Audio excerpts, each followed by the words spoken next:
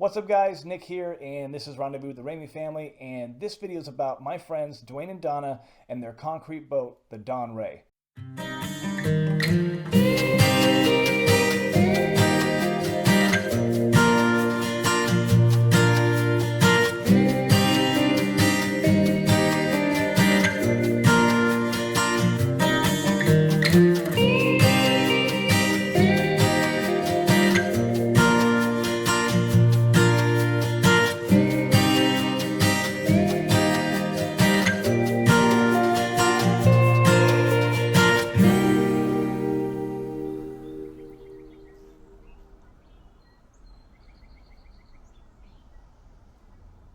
So I met Dwayne and Dawna in Port Angeles. You guys are just living large on this thing. Well, it's a part of our history. They were sailing from Scappoose, Oregon up to Canada, and I was sailing out of the Puget Sound to Scappoose, Oregon, and we kind of met in the middle right there at Port Angeles. And I was just blown away by their story. I was blown away by their boat. I probably spent the better half of the first day that they were there on board with them, just talking to them. And one of the reasons why I went up there was to see if this kind of lifestyle is something that I could bring my family into, if this is something that we could do as a family. And it was kind of serendipitous that I met Dwayne and Dawna because that's exactly what they've been doing their whole life.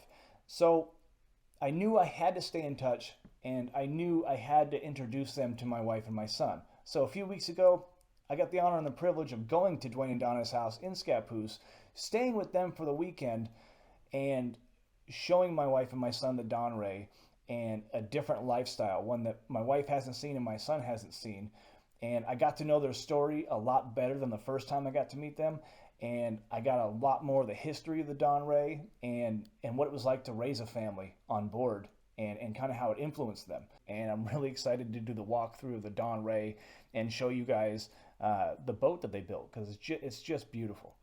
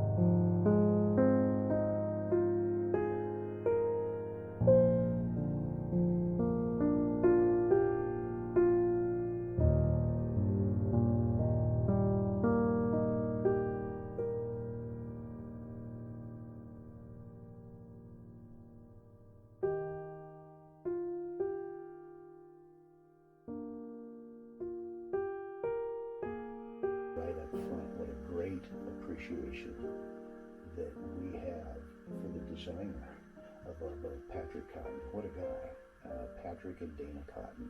And they've just become dear friends of ours, and we visit them when we go up to the San Juan Islands. But to give Pat all the credit for an incredible design in this boat that so met our what we wanted as a family and what we've been able to enjoy as a liveaboard boat. But Patrick Cotton, really a neat guy and has become a good friend. But this is his design, and it developed from a love for the water that he had all of his life, and he designed a boat, learned some naval architect skills, designed a boat, and sailed it down to Tahiti, down to New Zealand, South Pacific, down to New Zealand, and all the way back, logged a lot of miles. And from he that, did blue water on a boat of this design, or he did it on similar to boats? this, but from that experience, he came back and redesigned from all of those miles that he logged, redesigned the boat, and it was from that experience and from his revision of that original boat that he ended up designing this boat.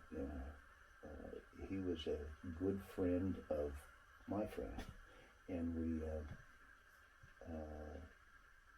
started building the boat, and at that point our courtship had begun, and we were not many months into our courtship, and I began to see in Dawna the things that I really wanted as a wife. But I started construction on the boat, and it was in 1979, after 4 years of, a lot of hard work. I was working full time, but in the evenings and on the weekends working on the boat. At that point, I had the hull, the deck was on, I had the rudder hung, and I had some bulkheads in. Other than that, it was a shell. And we were married and moved aboard and began our life together aboard the Dawn Ring. And did you live together while it was being constructed? Were you living on the boat while it was being constructed, or? Well, we got married in June of 1979, and I was building the boat at this. I had rented a house, was building in the backyard, and had a couple guys I was living with. Well, when we got married, one of those guys needed to go because Dawna was moving in. Yeah. And she moved in June '79, and it was in December, 6 months later, that we moved the boat to water and moved aboard the boat in its rough state. All I had framed in, I framed in kind of quick, and one of the last things before we moved the boat to water was our stateroom. I framed in a bunk and 2 lockers, so we'd have a place to hang our clothes, and a couple shelves up in the forepeak, up in the bow, where she could have a single burner stove, just one burner hot plate, and she could put some of our food stores up there and maybe do some cooking, and it was really in a rough state. There was no electrical, there was no plumbing, there was, so you had the owner's cabin basically to sleep in, but I noticed the V-Berth has got extra bunks in it, but you hadn't had children yet. no. Right. No. Did you see yourself living a life on the water before you met Dwayne? No. No? I had a great appreciation for the water and the beauty of it. I've always loved that, but no interest to be on it, and certainly not to be in it. No interest whatsoever. But when Dwayne and I met, and then, this dream he had of living aboard a boat on the water and building it, it slowly became my dream. And as I fell in love with him, and, we'd talk about it, and then the plans came, by the time he started construction, I was as excited about it as he was.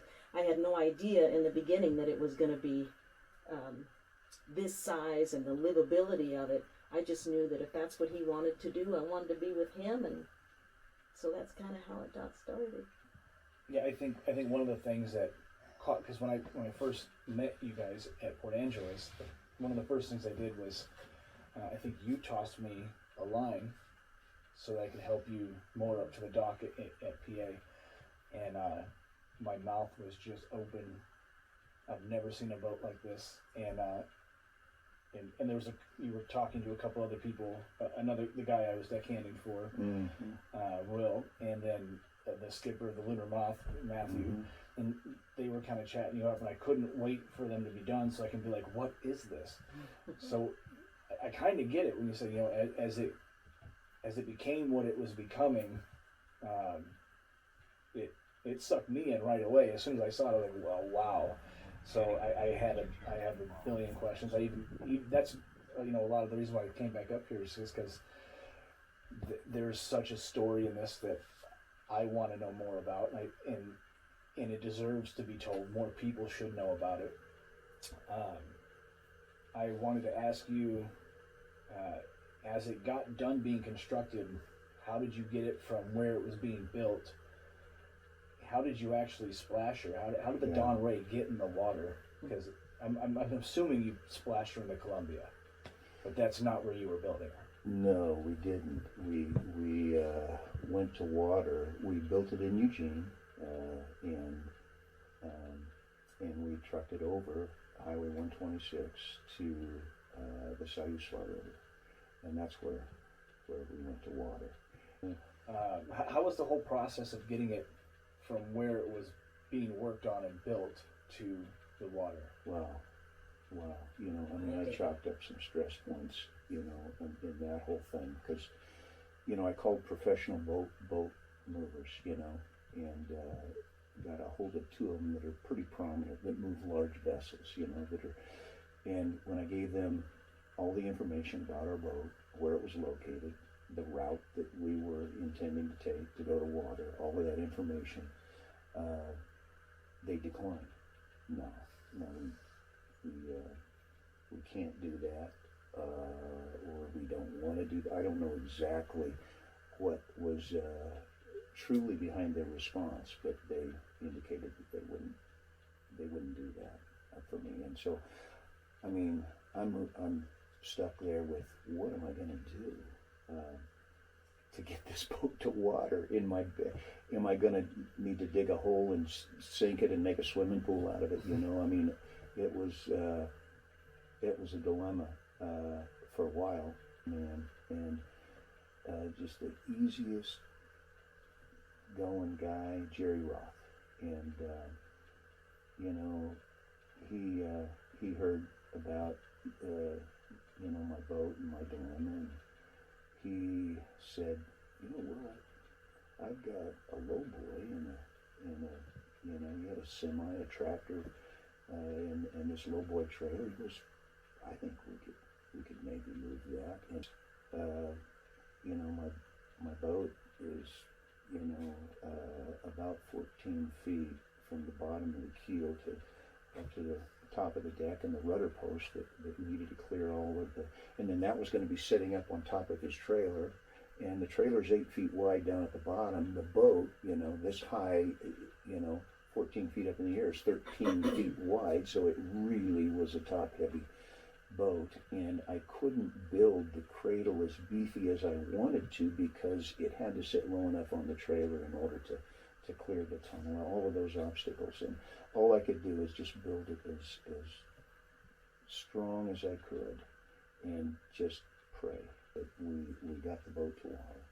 And as the crane was getting ready to lower it, Dawna sat on somebody's shoulders and christened the boat the Dawn Ray. Did you when did you have kids? How long did you have kids while you were living on the boat? Yeah, we brought both of the kids home to the boat. Our son, our first child, we were living in Seattle, and we brought him home to the boat, and there weren't a whole lot of, apparatus that most people have with newborns. Dwayne rigged something off of this skylight, a little swing, and most of my friends had swings that you would crank, and they would swing on their own. But ours, he hung there, and as whoever was in here working around, we would just give him a little push. We hung some toys in front of him, and he was just content. And that was his swing. He'd watch me work, around doing different things. And so we modified a lot of different things. Well, I know when my son was little, it was, man, I can't wait till he's moving around on his own. And then it's when he was moving around on his own, it's like, man, I wish he would hold still. Like, what do you do after they're old enough to be running around? I mean, what if he was up on deck? What did you guys do? Well, we had some rules set for both kids. They were never allowed to step foot on the steps unless they had their life jacket on. for him to come to realize, if I continued on with those things that mom and dad say are a no-no, there's going to be some consequence that would be attached to that. And they learned that, and they honored that, and were grateful. And there would be times when, somebody's coming to visit, and in the hurry, we're grabbing the kids. They go, but my life jacket, and they would, and we would. They learned it, and they didn't rebel against that, and we're grateful. When did the V-Berth start to become your children's room? I think it's worth mentioning, backing up a little bit. We had a lot of family that was going, what are you gonna do? You got kids now, you're gonna have to, don't you, and you gotta have a nursery, you gotta have a place, where are you gonna put the kids? And we just weren't stressed about it, we just didn't, I don't know, somehow we just had a peace about it, this was our home, it was comfortable, and we had a basket, George's, it was a basket that was on the bunk, and it had the padding around it and a little pillow, and that was it. That we didn't have a nursery, we didn't have and until he grew out of that, that's when we graduated up to the bow and had the two the V-Berths up there, and as the kids grew up, that became their room when they were younger. When he was learning how to walk, did you ever have those walkers that you put your kid in? We did. So how does that work on a boat? Well, he could walk around in this aft cabin, but he couldn't get through the doorway, so we'd have to tilt it and bring it down to the library, and then he could walk around in there. So he didn't go very far, but he was content.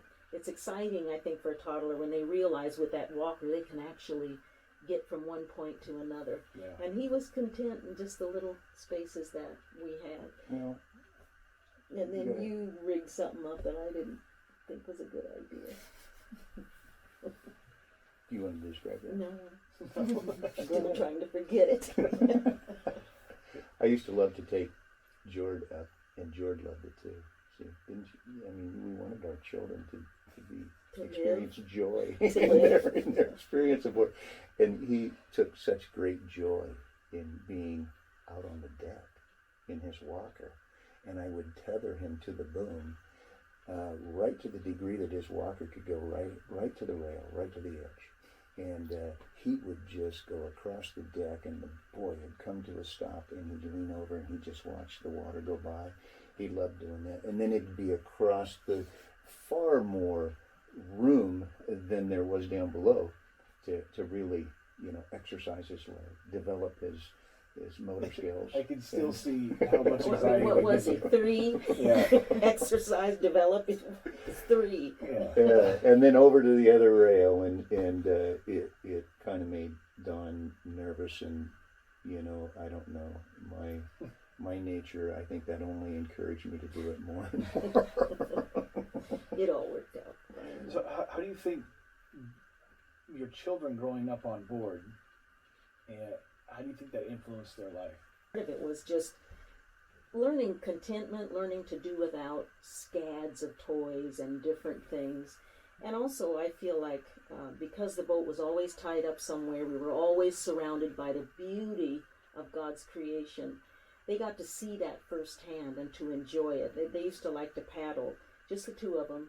You know, they'd have their life jackets on and they'd paddle around and look at the geese and the ducks and play games and try and include the birds. Just an appreciation for things that I think that kids who live in the city and don't have that opportunity don't have. And I just think it was a positive experience for them. And as we went out on the boat and we faced difficulties at times as a family, it was very much a binding experience as we faced some things together. And it was a wonderful thing. And I know that it is part of what kind of molded their character. When we would, before we'd head out to sea, we'd circle up and we'd pray as a family, Lord, would you protect us? We thank you that you're here. We thank you that you're out there. And, you know, as a family, we experienced the peace that came with that. The other thing I would say is, you know, in the marinas and stuff, they didn't have neighbor kids to play with. Yeah. And it was the two of them. And I think it developed between the two of them a bond and a relationship that was really unique. When they played together. You know, George would go out and he'd row the skiff, and he was small. He'd have to stand up. He'd be standing up to run, and Steph would, and he, of course, back then it was always, you know, this was an early command for him, and he would, you know, he always wanted an orderliness about the skiff, even when they're, you know, and she was good crew. So. You had said the two of them in the little skiff, that was a lot like his first command. What do you mean by that? Well, what comes to my mind is when he would, whether he was rowing a little boat or we had a, what did you call that, sailing thing? Oh, yeah, a sailboard. Yeah, you know. the sailboard. Whatever he was rowing, he was in command of whatever that was. And there was always a mission. Often there was a goose that used to hang around that was bigger than all the others. He was kind of mean, and his mission was to try and row up to that goose like they were going to try and get him. And of course, they never did. And Steph, he'd have her up in the bow of our skiff with a rope, and she was supposed to throw the rope. I'd lasso him. And he would, and they would go, and this goose just stayed ahead of them, and it was just calm, and knew that they were coming behind, and it was the gooster. They called it the gooster. They were going to go get the gooster, and you know, and he'd just so easily paddle in front of them, just far enough but it would keep them entertained. And but that was his, whatever it was, that was his vessel, and he was in charge. Sometimes we would, going along the river, we would let him get in the skiff, and then we would send a line out, so he'd be way behind the boat, but he would be aboard his own vessel, and you could hear him. He just would be talking and orders, yeah. You know, and pretty soon he was sitting down. Pretty soon he was laying over the edge, and pretty soon he'd be asleep. in the dinghy. In the dinghy. That's awesome. Mm-hmm. So how old are they now? Jordan is 36, and Stephanie is, I believe, 34. And what do they do? Stephanie is a special ed teacher with the Beaverton School District, and Jordan is an officer in the United States Navy. Is he still in command of a ship? Well, he's had command of a real ship, and a real naval vessel. And you said he's 36. He's 36 now. It was an early command. He was identified as an early command candidate, and it was a real honor, you know, to be identified out of hundreds of surface warfare officers. He was one of 12 that was identified as a candidate for early command, and we were just kind of blown away. Was there ever a point when you felt the boat was actually completed? No. No. Even today? Always future. No. But she's comfortable and she's beautiful. This is home. When we come aboard her now to take our vacations in the summer, as soon as I get all the groceries put away, I want to take my shoes off, put my slippers on, because I feel like I'm home. Because it was home for so many years. I just love it. I hope you guys enjoyed the walkthrough of the Dawn Ray. Loved that boat, and I hope you guys found Dwayne and Dawna's story as interesting as I have. I cannot thank them enough for putting my family and I up at their house for the entire weekend and feeding us. Thank you, Dawna, for the 6 pounds I gained in the spare tire. Lovely people. If you guys enjoyed this video, please hit the thumbs up, like, and subscribe. It does me wonders. It really helps the channel. And cheers if you click that little bell and turn on the notifications so you don't miss anything in the future, because we are doing big things in the future.